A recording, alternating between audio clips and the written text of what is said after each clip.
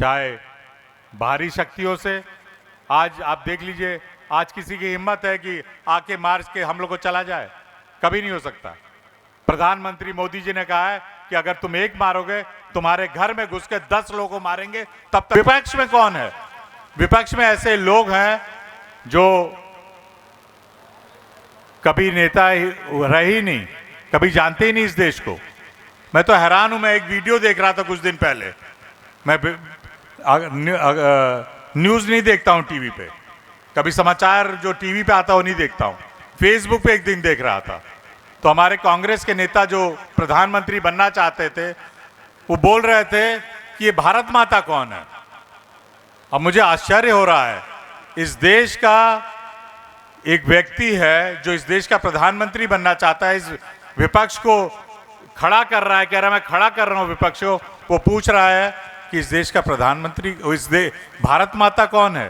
के नेता पूर्व सांसद आदरणीय भरत सिंह जी, मंच पर उपस्थित हमारे छोटे भाई, हमारे नेता आदरणीय सुधीर पासवान जी, मंच पर उपस्थित हम लोग के नेता पूर्व ब्लॉक प्रमुख आदरणीय बबलू तिवारी जी, हम लोग के नेता आदरणीय मुक्तेश्वर सिंह जी, मंच पर उपस्थित हम लोग की नेत्री आदरणीय विजय लक्ष्मी सुरभि जी, मंच पर उपस्थित हम लोग के पूर्व जिला अध्यक्ष आदरणीय जयप्रकाश साहू जी, मंच पर उपस्थित आदरणीय विजय बहादुर सिंह जी, आदरणीय राणा प्रताप यादव जी, जिला पंचायत सदस्य, हमारे छोटे भाई, हम लोग के नेता आदरणीय सुधीर मौर्य जी, हम लोग के अभिभावक, हम लोग के नेता आदरणीय राज नारायण तिवारी जी, संचालन कर रहे हम लोग के नेता और जिनका स्नेह आशीर्वाद मेरे साथ हमेशा रहता है, आदरणीय अमिताभ उपाध्याय जी, आदरणीय मनोज कुशवाहा जी, उपस्थित हम लोग के नेता आदरणीय तारकेश्वर गौड़ जी, हम लोग के नेता हरिकंचन सिंह जी, हम लोग के मंडल अध्यक्ष आदरणीय रत्नेश सिंह जी, हम लोग के अभिभावक, हम लोग के नेता आदरणीय खड़क बहादुर तिवारी जी, हमारे भाई, हम लोग के नेता जिनका सहयोग स्नेह मेरे साथ हमेशा रहा है, ब्लॉक प्रमुख प्रतिनिधि आदरणीय राकेश सिंह जी, हमारे छोटे भाई, हमारे नेता आदरणीय अरविंद सिंह सेंगर जी, हम लोग के अभिभावक, हम लोग के नेता आदरणीय योगेंद्र ओझा जी, हमारे भाई। और मेरे को लगता है कभी सामने नहीं आते, लेकिन हमारे लिए हमेशा निरंतर, जब से मैं आया हूं 2007 से, लगातार मेरे साथ रहते हैं बैरिया के नेता हमारे आदरणीय पद्म गुप्ता जी, आदरणीय अमित पांडे जी, यहाँ पर उपस्थित हमारे छोटे भाई, हम लोग के नेता जो यहाँ खड़े हैं आदरणीय मांडलू जी, यहाँ पर उपस्थित सभी आदरणीय बुजुर्ग, नौजवान साथी और प्यारे बच्चों, सबसे पहले मैं आभार व्यक्त करना चाहता हूँ अपने छोटे भाई का, अपने नेता का, जो आपने यहाँ पर सबको बुलाकर, आदरणीय मंटन वर्मा जी का आभार व्यक्त करना चाहता हूँ। एक बार जोरदार ताली हो जाए। मैं सभी से चाहूंगा एक बार जोरदार ताली बजे। मेरे छोटे भाई ये नेता है, ये सबको स्वीकार कर लेना चाहिए। अब ये बात इनको भी स्वीकार कर लेना चाहिए। जिसके कहने में इतने लोग हों जो आपको अपना भाई, अपना बेटा समझते हैं, तो आप एक नेता हो गए हैं, और स्वीकार करने में इसमें कोई गलती बात नहीं है।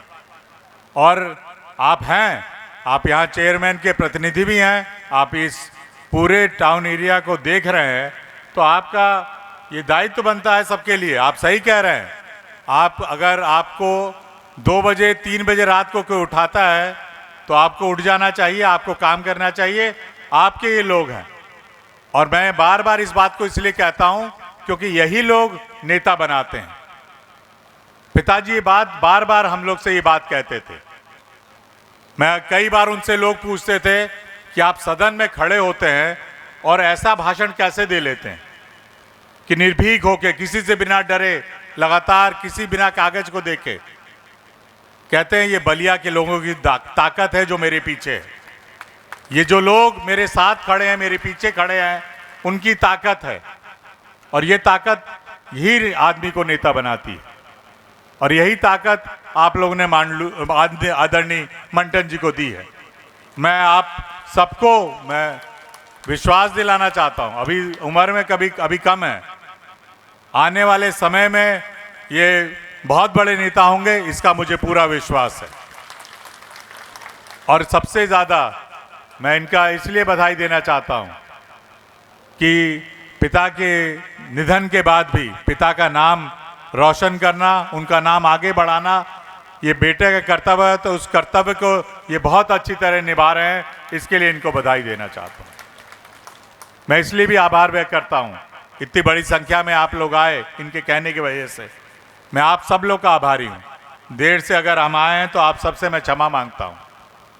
लेकिन मैंने भी, आपको पता है कि हमारे नेता, इस देश के प्रधानमंत्री आदरणीय मोदी जी ने, हम लोग के आदरणीय राष्ट्रीय अध्यक्ष जी ने, हम लोग के नेता आदरणीय गृह मंत्री जी ने और हमारे पूजनीय महाराज जी ने जो दायित्व मेरे ऊपर दिया है, जो मुझे यहाँ का उम्मीदवार बनाया है, मेरे लिए इससे बड़ा सम्मान कुछ और नहीं हो सकता कि बलिया लोकसभा से मैं उम्मीदवार हूँ और आप लोग का आशीर्वाद मिले। अगर मैं आप लोग का प्रतिनिधित्व कर सकूं लोकसभा में, आपकी आवाज बन सकूं लोकसभा में, उससे बड़ी बात मेरे लिए कोई और नहीं हो सकती, उससे बड़ा सम्मान कोई नहीं हो सकता। यही बात है, वही बात मैं कह रहा हूं जो मंटन जी के लिए, कि आपकी आवाज है ये लोग, और ये आपकी समस्याएं होती हैं तो ये हर जगह उस बात को ले जाते हैं, चाहे आदरणीय भरत सिंह जी क्या ले जाते हो या मेरे पास ले आ जाते हो, कहीं भी ले जाते हो। और इसीलिए बार बार यहां से ही जीतते हैं। 2 बार प्रधान थे और उसके बाद 2 बार चेयरमैन हो गए। ऐसे बड़ा मुश्किल होता है इतनी बार लगातार जीतना। ये एक नेता की क्वालिटी है। मैं यही अनुरोध और विनती करने आया था। अपनी तरफ से आपने बुलाया, मंटन जी, इनका आभार। लेकिन मैं आप लोग से अनुरोध करना चाहता हूं अपने नेता के लिए, अपने नेता आदरणीय प्रधानमंत्री जी के लिए। अभी कह रहे थे कोई मेरे से पूर्व वक्ता कि इस बार मोदी जी ने नारा दिया है, मैं चाहूंगा आप सब लोग दोहराएं, अब की बार। तो ये नारा नहीं है, ये पिछली बार भी मोदी जी ने कहा था, तब मैं विपक्ष में था और हम लोग ने उनका उपवास किया था। 2019 में उन्होंने नारा दिया था 300 पार, और हम लोग विपक्ष में था। हम लोग क्या है, 300 कुछ नहीं होगा, 120 130 में फिर से आ जाएंगे। लेकिन क्यों वो 300 पार हुए? जो आप लोग का आशीर्वाद था उनके साथ, आप लोग का विश्वास था। मोदी जी ने जो कहा वो करके दिखाया, इसलिए आप लोग ने उनको 300 पार तक पहुंचा दिया। और वही विश्वास अभी भी है। और मुझे पूरा यकीन है कि एक एक व्यक्ति इस देश का मोदी जी को इस बार 400 पार किया, 420 के पार, 430 40 के पार भी जा सकते हैं। विपक्ष में कौन है? विपक्ष में ऐसे लोग हैं जो कभी नेता रहे ही नहीं, कभी जानते ही नहीं इस देश को। मैं तो हैरान हूं। मैं एक वीडियो देख रहा था कुछ दिन पहले। मैं न्यूज़ नहीं देखता हूं टीवी पे, कभी समाचार जो टीवी पे आता है वो नहीं देखता हूं। फेसबुक पे एक दिन देख रहा था, तो हमारे कांग्रेस के नेता जो प्रधानमंत्री बनना चाहते थे, वो बोल रहे थे कि ये भारत माता कौन है। अब मुझे आश्चर्य हो रहा है, इस देश का एक व्यक्ति है जो इस देश का प्रधानमंत्री बनना चाहता है, इस विपक्ष को खड़ा कर रहा है, कह रहा है मैं खड़ा कर रहा हूं विपक्ष को। वो पूछ रहा है कि इस देश का प्रधानमंत्री, भारत माता कौन है। यही दुर्भाग्य है हम लोगों का, और इसी से सचेत करने आया हूं आप लोगों को।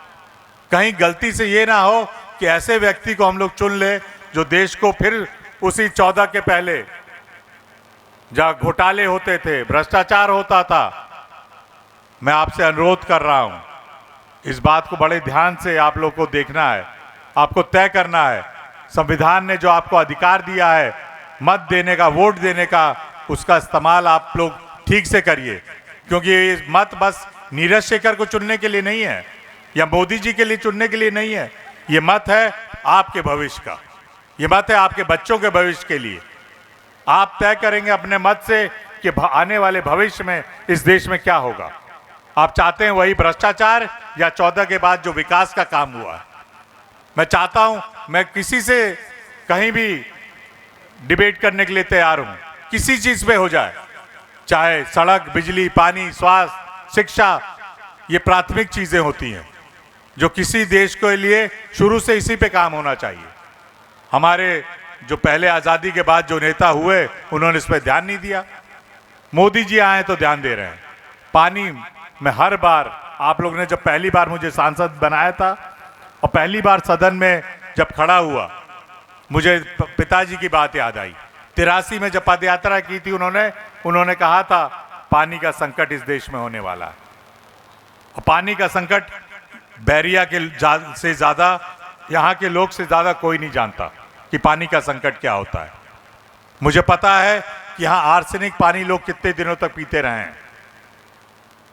मैंने जब बात उठाई थी तो सब लोग कह रहे थे क्या बात कर रहे हो, पानी क्या है, क्योंकि उनको यहाँ के बलिया के लोगों की पीड़ा नहीं पता थी। मैं तो जब शुरू में आया मुझे डर लगता था कि किस तरह पीला पानी हो जाता था, और तब से बात उठा रहा हूं। 2007-8 में आपने मुझे चुना था पहली बार, और उस पर काम कब हुआ? जब मोदी जी आए। 2018-19 में पहली बार यहां पर जहां आर्सेनिक पानी था वहां वाटर फिल्टर लगाया गया, पानी को फिल्टर करके पीने के लिए लगाया गया, छोटे कुछ गांव में लगाया गया।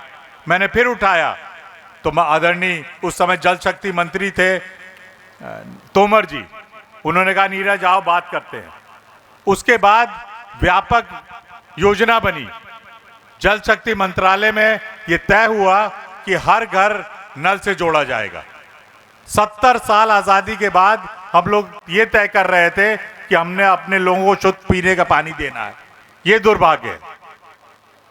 और आज क्या है, उस समय 3 करोड़ गांव में 3 करोड़ परिवार में बस नल से जल जाता था। आज कितना है? 24 करोड़। 24 करोड़ परिवारों में पानी जाता है नल से, और वो आते आते इस साल के अंत होते होते हर घर में पानी जाएगा। ये काम किया है हम लोगों ने काम किया है आवास पे। आप सब जानते हैं सबसे साथ जुड़ा हुआ है आवास। 65 सालों में उन लोगों ने 4 करोड़ आवास दिए थे बस। हम लोग ने 10 साल में कितना दिया है? 4.25 करोड़। ये फर्क है, 65 साल में 4 करोड़ और 10 साल में 4.25 करोड़, उससे ज्यादा। तो यही है, देख लीजिए काम करने की गति।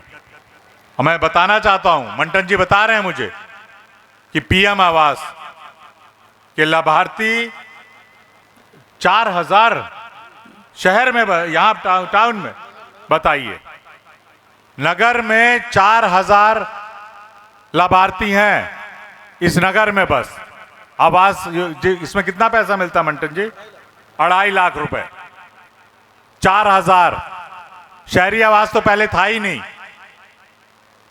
ये शुरू किया माननीय प्रधानमंत्री जी ने।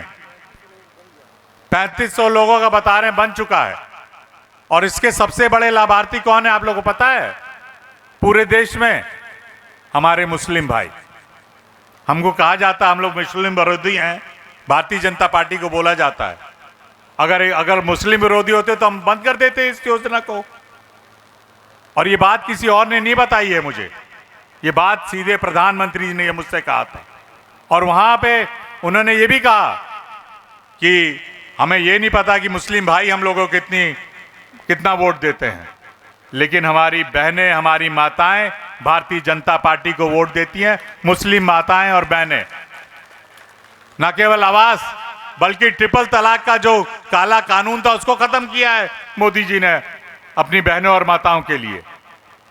इसलिए आप लोगों के बीच आए कि ऐसी सरकार चाहिए या वही घोटाला, 2G घोटाला, 3G घोटाला, कॉमनवेल्थ घोटाला, मैं आप लोग के आशीर्वाद से उस समय सदन में होता था। कई दिन निकल जाते थे, महीनों निकल जाते थे, कोई चर्चा नहीं होती थी, बस घोटाले पे बहस हो, यही विपक्ष मांगता रहता था। तो ये मैं अनुरोध कर रहा हूं, जो पैसा आपका उस समय करीब लाखों करोड़ों रुपया पता नहीं कहां चला गया, वही आज इस्तेमाल हो रहा है आपका पैसा। आपको जो अन्न योजना है, 3 साल से अन्न योजना चल रही है और अगले 5 साल तक चलेगी। 80 करोड़ लोगों को इस देश में राशन दिया जा रहा है, और ये इसलिए दिया जा रहा है, ये सहयोग है। माननीय प्रधानमंत्री जी ने कहा ये सहयोग है। हम लोग चाहते हैं लोगों को जो वो पैसा उसमें खर्च करते हैं वो और जगह खर्च हो, और बच्चों की अच्छी शिक्षा में खर्च हो। ये सारा पैसा आपका है, 4 लाख करोड़ लगा है इसमें। और ये पैसा कहां से आया? ये पैसा वही है जो पहले घोटालों में गायब हो जाता था, आज आप लोग के लिए पे खर्च हो रहा है। आयुष्मान योजना पे खर्च हो रहा है, उज्ज्वला योजना पे खर्च हो रहा है, किसान सम्मान निधि पे खर्च हो रहा है। ये आप लोग से अनुरोध और विनती करने आया हूं। इसलिए मैं अनुरोध कर रहा हूं कि आपका आशीर्वाद माननीय प्रधानमंत्री जी के लिए हो, आपका सहयोग माननीय प्रधानमंत्री जी के लिए हो। वो व्यक्ति 18 घंटे रोज काम करता है बिना छुट्टी लिए आपके लिए। उनका तो कोई परिवार नहीं है, यहाँ महाराज जी का कोई परिवार नहीं है। महाराज जी की बात मैं आप लोगों को बताना चाहूंगा। कोविड काल में उनके पिताजी की मृत्यु हो गई। उन्होंने कहा पहले मैं अपने लोगों को देखूंगा, ये मेरा परिवार पहले है। 2.5 साल बाद, पिता की मृत्यु के 2.5 साल बाद अपने घर गए थे वो। ऐसे लोग को आप तो अपना मत देंगे, या ऐसे लोगों को जो परिवार ही को बढ़ाने में लगे रहते हैं?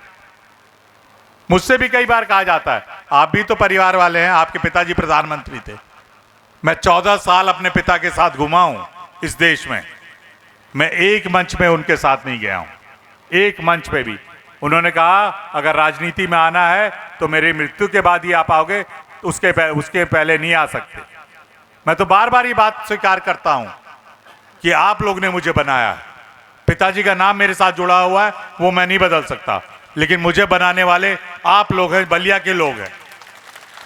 मैं पहले दिन आया, मुझे आज तक याद है, यहीं बगल में शहीद स्मारक पे बोलने के लिए खड़ा हुआ, मैं बोल ही नहीं पाया क्योंकि किसी मंच पे तो गया नहीं था मैं। ये आप लोग ने सिखाया है मुझे। इन 17 सालों में जो नीरज शेखर बने हैं, ये आपके आशीर्वाद से बने हैं और किसी का इसमें कोई हिस्सा नहीं। बलिया के लोगों ने बनाया है मुझे, और इसको मैं स्वीकार करता हूं। ये बहुत बड़ा ऋण है मेरे ऊपर। अगर जीवन भर भी आपकी सेवा करूंगा, इस ऋण से मुक्त नहीं हो सकता हूं मैं। और मैं आप लोगों को विश्वास दिलाता हूं इस बात का, हमेशा आपके बीच रहूंगा, आपके लिए, आपके विकास के लिए काम करूंगा। मंटन जी को जहां मेरी जरूरत पड़ेगी, दिन हो रात हो, हम लोग साथ मिलकर काम करना चाहते हैं। हम लोग साथ चाहते हैं कि बैरिया, बलिया, पूरे पूर्वांचल का विकास हो। अब समय आ गया कि इस क्षेत्र का भी विकास होना चाहिए। मुझे पूरा विश्वास है, मैं आग्रह अनुरोध सभी लोग से यही करूंगा, मैं यही अनुरोध करूंगा अंत में आप लोग से, आप लोग का आशीर्वाद मिले हमें, हमारे भाई को और सभी लोगों को, क्योंकि सब लोग निरंतर इसी प्रयास में हैं।